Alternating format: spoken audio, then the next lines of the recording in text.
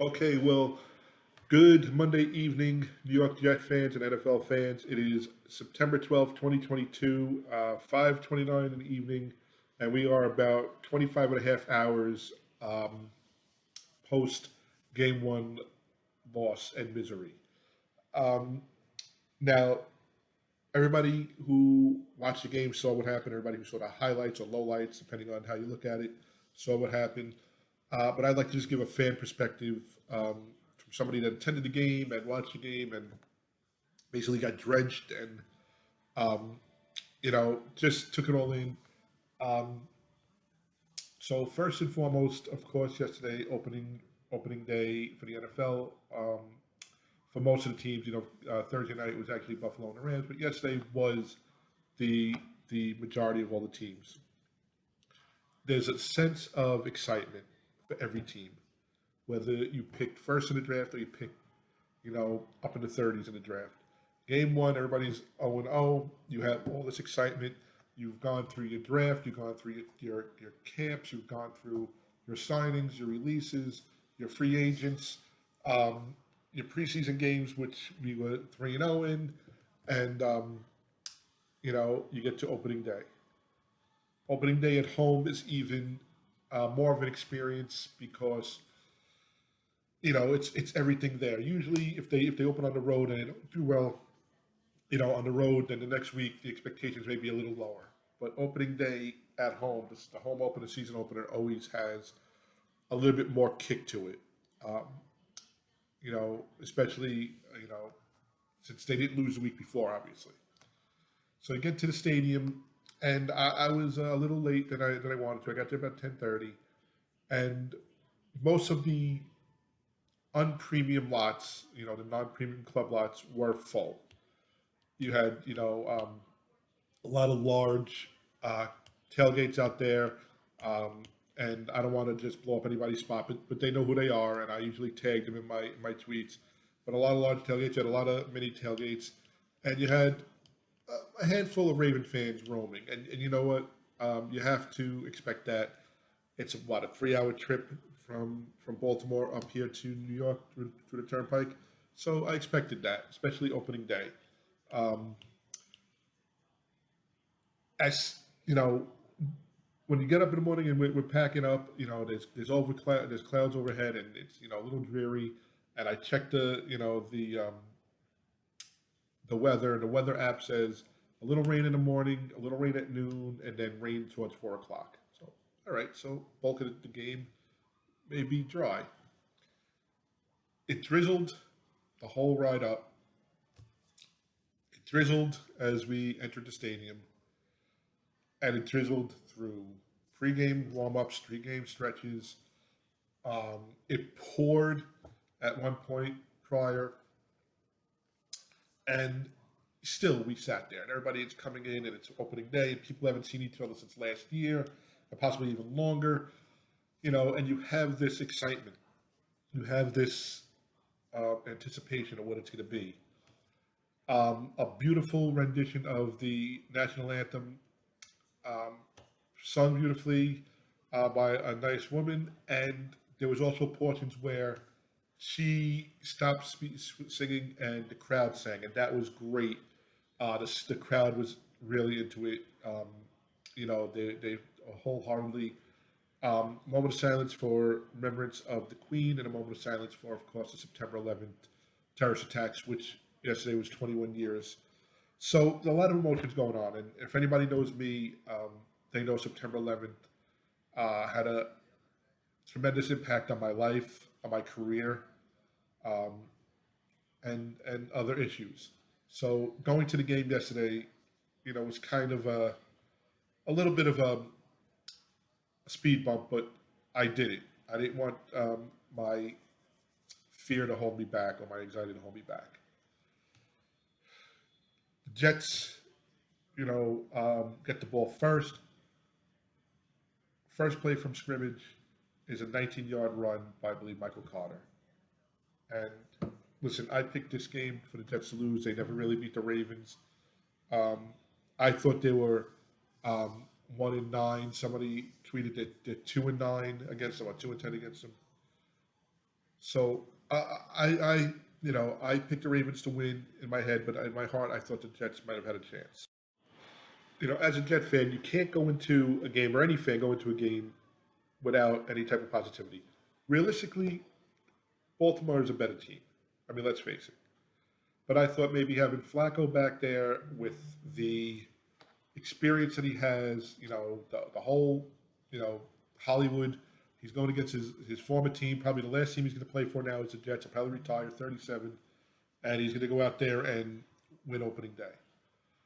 And the Jets go after that first down. They go another 3 plays and out, which on the third down, Flacco is flagged for intentional grounding. I thought he got the ball out, but fine. The Jet defense played really well. They held their own for most of the game, um, but it got out of hand. To me, 3 things that stood out. Number one, offensive line at most of the game just didn't give Flacco a chance, and Flacco is not mobile to begin with, and his age and everything. Secondly, special teams, special teams, special teams. We have not had a field goal kicker in years. I don't understand what the problem is. Um, I'm watching warm ups, and I'm watching, uh, what's his name, Justin Tucker, kick 63-yard field goals, hitting the crossbar and then bouncing in. You know, I'm watching our guy hit, but it's not during the game. Down 3-0 after the Jets hold the Ravens on a short field. The Jets attempt a 47-yard field goal, and they miss it. So you could say it would have been 3-3. Does it really make a difference? I don't know if that's a momentum swing. Some people saying yes, some people say no. I don't know. But from that point on, the game kind of went downhill. Um, Flacco, had an interception. I don't blame him for that interception. His wide receiver slipped on the cut in his route, and I saw it. I mean, the linebacker was just wide open, or the DB was wide open to catch it. There was a fumble later on in the game, but the game at that point was really out of hand. The dagger was they went into the locker room 10-3. And you got to figure, okay, they still have them. It's a defensive play away. It's a special teams play away. It's a broken offensive play away from tying this game up, and now it's anybody's game. And it just didn't fall that way. It went to 17-3, 24-3, and 31-3 until the Jets finally, with garbage time, put some yards on the board, scored a touchdown, and then missed an extra point. Final score 24-9. Very sloppy game. As everybody says, they played on the same field. The Ravens, they acclimated to the weather. The Jets looked sloppy. The Jets looked unprepared. The Jets looked like they didn't have any type of enthusiasm. I don't know. Garrett Wilson showed some nice moves. He needs to be in the game more. The offensive line needs to step up. We lost Brown. We lost Becton. Somebody needs to play. Somebody needs to pass block. Somebody needs to run block. These are all things that need to be addressed. There are many things that need to be addressed. So you go home and listen. I didn't think we were going to win, but 24-9, I didn't think either. I might have said that in my prediction. Maybe I said 23-10. I'm not sure. But I'm looking at how they performed or lack of performance, and that's what got to me. People were chanting for Mike White. I don't think Mike White makes a difference yesterday. Maybe he's a little bit more mobile. He doesn't get banged around and sacked as many times, but I don't think Mike White makes much of a difference yesterday. I could be wrong. I'm just watching a replay of last night's Tampa Bay Dallas game, and Dak Prescott here. You can see his hand get slammed back. He's going to need surgery. I think he's out 6 weeks. Just a terrible issue for Prescott. But coming back to the Jets, I don't think Mike White would have made a difference. I don't care who they had on the center. It was more than that. It was more than just Flacco. It was play calling as well. I don't know where the tight ends were. They pick up these two tight ends who could run and catch, and they're not part of the game. Um, Berrios played a very small part of the game on the offense. I don't know where the offensive game plan was. The defense, on the other hand, played admirably. If I was giving grades out, they get a C plus. Everybody else gets an F, all the way down to coaching. The defense, though, held their own and kept them in the game for many, many, many moments yesterday. But they just didn't have enough. They just, could not keep up with them. In the end, it was 24-9. Flacco had a career high, 37 of 59 attempts, completed 307 yards, one TD, one INT. Carter had 60 yards, 19 came on the first run. So he got 40 yards the rest of the way. Hall had 23. Corey Davis had 6 receptions for 77 yards. Garrett Wilson, 4 for 52. Elijah Moore, 5 for 49. Michael Carter, 7 for 40. Berrios, 5 for 37. They spread the ball around, but, they could not put anything together. They didn't convert their first third down until late in the fourth quarter. And I don't think they got across into the red zone until late in the fourth quarter. That tells you something. That has to raise flags. So last night, come home, soaking wet, and you'll see the picture, momentarily of me and the girls, me soaking wet, my youngest daughter soaking wet.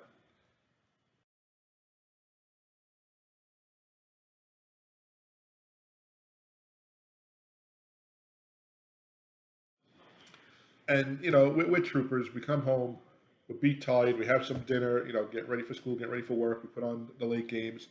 And I go upstairs to get ready, and I'm reading tweets, and I'm trying to, I didn't catch the press conference or anything. And I want to say Connor Hughes tweets, and he's a beat reporter that, Coach Sala was not praising, but saying how well the defense played and how they executed this and how they executed that, and you got to feel good about yourself, and basically a moral victory type thing. And at first, I was like, all right, I thought the defense played well, and maybe he wants to point that out. But then think about it, and then Connor Hughes actually said, there's no more moral victories. You got to say what it is. Your offense got outplayed. You got outcoached. You didn't score a touchdown till, I believe, under the 2-minute warning of the fourth quarter. That's not right. Then this morning I get up and I'm reading tweets and trying to figure out if anybody said anything or who they interviewed. And this afternoon I'm listening, and basically in the press conference that Salah had today, he said something about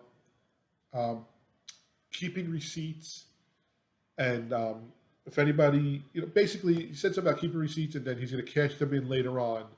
So, it's almost like, if you want to jump off the bandwagon now, he's going to call you out when we're winning. Again, rah-rah. I was a big Rex fan. I was all into rah-rah. But some stats. First of all, he is 4-14 for 2 seasons. Yes, this is the first game of the season. He was 4-13 last year. Under a double-digit game again in scoring. You're calling out the media. You're calling out the people who cover you, the people you see every day. That's kind of a rough thing to do. You have to have a relationship with these people. And again, that's where Rex, for the first few years, made the relationship better. And I'm not taking away from Salah having his players' backs, but it was also almost like, and one of them was the team lost, they didn't get beat. And looking at it, no, they got beat. They got beat on deep passes. They got beat on third downs. They got beat with penalties. They got beat. And I hate to sound that way. I'm usually a more optimistic, a more positive fan, but I'm also a realistic fan. I've said it this last year. I said it the year before. I don't want to be by Halloween looking towards the draft or looking at hockey in its early stages. You know, we're supposed to be playing meaningful football in December, and that's what I expect. Do I expect us to be carrying the trophy? No. Would I love that? I mean, yes, I'd love to see that, but I don't expect it. Realistically, they're not built for that yet. Yet. Now, I also heard Zach Wilson was behind center. Maybe he's a difference maker. Maybe he scrambles a little bit more. Maybe he doesn't get sacked as much yesterday. Maybe he's not under that much pressure. But for the most part, this was a colossal team loss, except for a portion of the game where the defense kept us in it. You know, my feeling is, Coach, you're 4-14. You're humbled. You have your players' backs, but don't call out anybody. And I'm one of your biggest fans right now. I'm hoping for success. You know, um, I don't know why this franchise, which I love and have fans that adore them. That I mean, the experience that the fans make for themselves is just a great experience for most of them. Some of them, I mean, it's amateur hour, and we have a few clowns like that at the game all the time. But the tailgate, the the the camaraderie, the way they get dressed, and I'll say Fireman Ed. Everybody knows Fireman Ed, but you have Jetman, you have Captain Jet, you have I think it's Mikey Hulk hands. You have all these guys who are there that stand out. And then you have the regular fans that go with their families and and their daughters and their fathers and their wives or their friends, and they all want this team to be successful. And we come out with a game like that. So you put it past you. They say the 24-hour rule. All right. I have to have confidence in the coach, even though 4-14 doesn't give me confidence that he's going to get this ship right. They play Cleveland, so as another coach would say, on to Cleveland. And Cleveland, won yesterday on a last minute. I think I was 60-yard field goal. They beat um, Baker Mayfield in Carolina. So Cleveland is a good team. They have a good defense. They have a stifling defense at some points. So it's not going to get any easier next week. It's not going to get any easier the first few weeks. Looking at the calendar, Cleveland, Cincinnati, Pittsburgh, Miami, who beat the Patriots yesterday, Green Bay, Denver, New England, first 8 games. I had us 3-5 after the first 8 games, and yes, I had us at 1-4, or 1-3 going into the first quarter. I have us winning next week. I had us winning next week. I'm still going to say we're going to win in Cleveland because I don't think Coach will let this get out of hand. I'm hoping not, but they need to step up. Something needs to be done now because you know what? Buffalo's winning the division. Buffalo, the other night, was like a well-oiled machine. They just went about the motions. You want to say Miami won yesterday to beat New England? They're 1-1 to tie with Buffalo. They're 1-0 to tie with Buffalo. Yes, but there's no way Miami offense or Miami defense can put up and keep up with the Buffalo offense and defense. So that's it. 24 hours. Let it go. Get through your week. Hopefully, Coach comes out with some other good news. Maybe Zach probably won't be back till week 4. I don't want to see them rush back. But maybe, and it was funny. They said he opened the door up today to possibly changing quarterbacks to Mike White. And then they said the next question, he kind of shut that down. I didn't see the press conference, but that's what was reported. So I don't know. But listen, It comes down to this team has been losing for years. We have not had a shot at the playoffs since 2015. We have not been in the playoffs since the 2010 season. That is not right. As fans, we deserve better.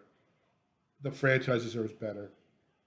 You know, the organization deserves better. And I have nothing against ownership. I have nothing against coaching staff. I believe they all want to win. You know, I know people say the owner this and the coach that. They don't go on the field and they don't go into meetings not wanting to win. Their goal is to win every time they're on the field. Their goal is to put pieces in place to win the game. Their goal is to make sure that they have their program running the way they want it running and getting success out of it. So, like I said, 24-hour rule, it's over with. Move on. Here comes Cleveland. I will have my video out for the preview of the Week 2, Cleveland Week, probably Thursday during the game, Thursday night or Friday afternoon. But, enjoy your Monday night game. It's Denver and Seattle. I'm not sure where they're playing, but, you have the Russell Wilson-Seattle relationship there, the connection.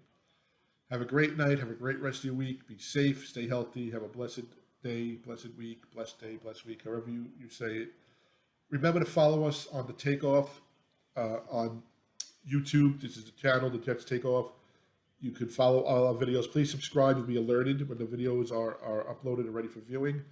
You can email us at thejets_takeoff@gmail.com. Tweet us at The Jets Takeoff, which is our Twitter handle. And we're also on Facebook at The Takeoff. It's a Facebook page. Please join. I'd love to hear if you were at the game yesterday, you have pictures from yesterday's game, connect in any way you want, and we could, maybe add that to the next video or future videos. Have a great night. Take care.